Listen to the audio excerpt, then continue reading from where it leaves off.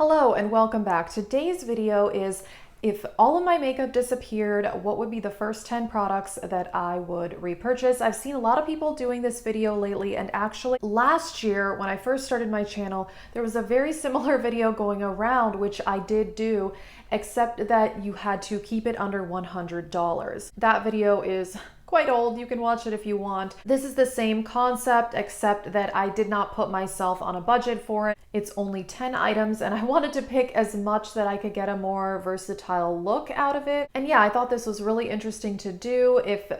What would be the first 10 products that you guys would repurchase if your makeup disappeared or whatever? Let us know and let's get into this video.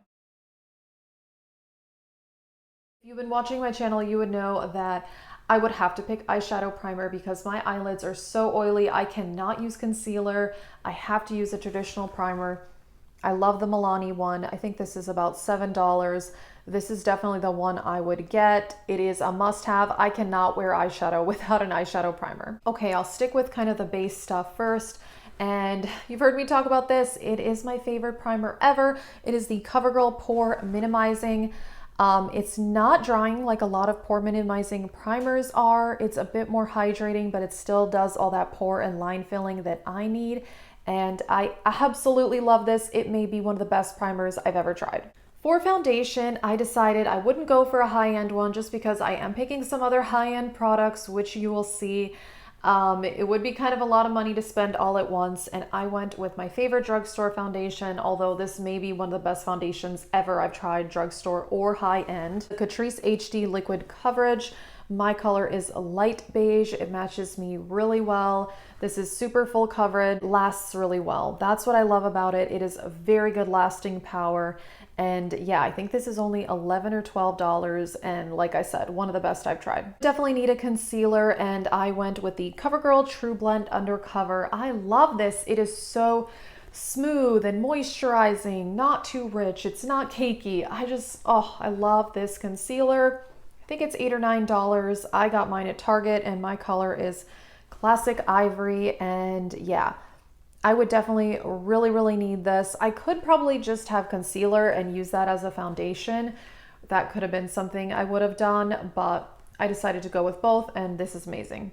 I did decide that I'd want to have the option of winged liquid liner, which I do really like, and this is the only one I can even do a wing with. I have tried so many liquid eyeliners and it's always a fail. I just decided to stop experimenting and stick with the Maybelline Line Stiletto.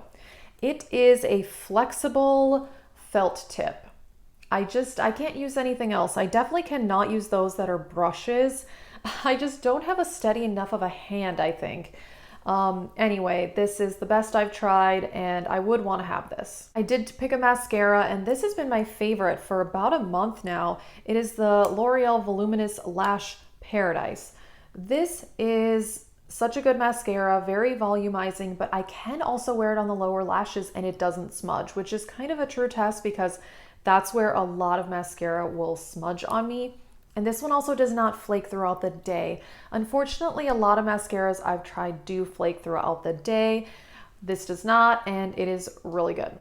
Under eye powder, I definitely need a separate product for that, just because if I use regular face powder on my under eyes, no matter what it is, I've tried so many, it just looks cakey and then my concealer creases within an hour, hands down. I've tried so many, but the original Bare Minerals Mineral Veil is kind of a pink powder and it's so finely milled. It works really well on my under eyes. The other one I really like is the Lancome Absolute and Absolute Pearl, but that is way more expensive than this. It is $60 and this is $24. Therefore, I just don't think it would be worth it to pay that much. Therefore, this is what I would get, and this has been a holy grail for many years. All right, so there's all this face stuff like highlighter, blush, and bronzer that I have not talked about yet, and I did decide to go with a face palette. This is the Hourglass Ghost palette, and yeah, I would like to use this because I could have bronzer, 2 different blushes, although these are nearly the same color, FYI. This is a more intense highlighter. This is actually diffused light, which I could set my whole face with actually. because the Bare Minerals one is pink and I can only put that under my under eyes. If I put it on the rest of my face, it will kind of change the color of my foundation. And then Dim Light I could use as a finishing powder or a subtle highlighter. I just think this is super versatile and I could get a lot of face products all in this palette. And yeah, this is definitely what I would go with for blush, bronzer, highlighter, and face powder. All right, I got a lip product, and then the last one is an eyeshadow palette. Lip product is hard, but honestly, most days I like a nude lip and I love gloss. Therefore, I just decided to pick a gloss.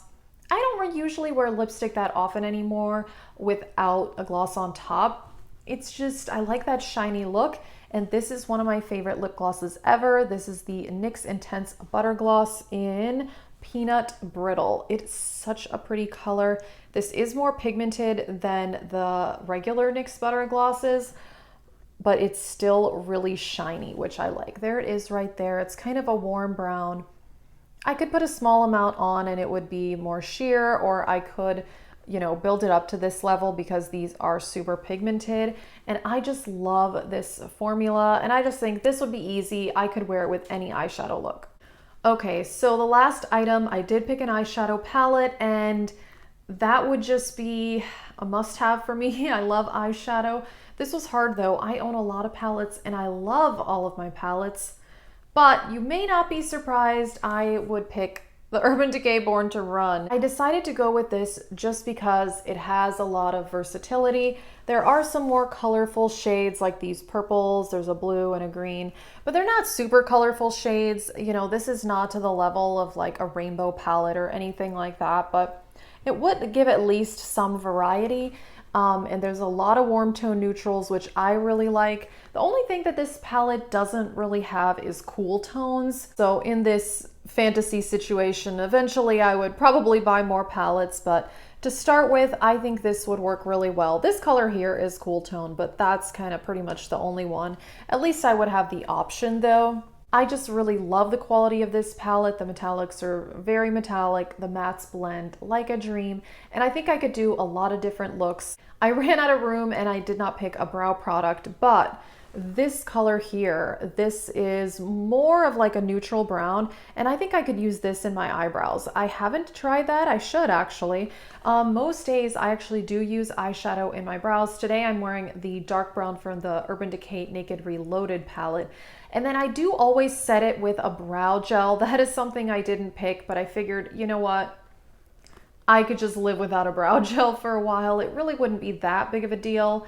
Although something I would eventually want to get, you know, if in this fantasy situation. Alrighty, that is it for this video. These are the 10 products I would first repurchase if all my makeup disappeared. Hopefully it doesn't. But I feel like I could do a variety of looks with this. And that Urban Decay palette is definitely one of my favorites, quality-wise and also variety of eyeshadow-wise. Let us know what you would pick, and thank you for watching.